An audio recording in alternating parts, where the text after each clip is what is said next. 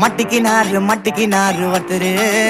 இவரை காப்பாத்தணும் கத்துரு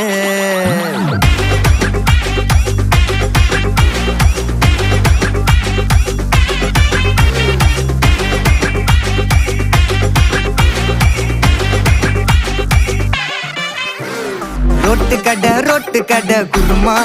திரும்பி உனக்கு வந்து அச்சுது பாரு கருமா வாஷிங் பவுடர் நிறுமா கொஞ்சம் வாய சுவையும் பொத்துக்கிட்டு இருமா ஓ நிலைமையத்தான் நினைச்சு சிரிமா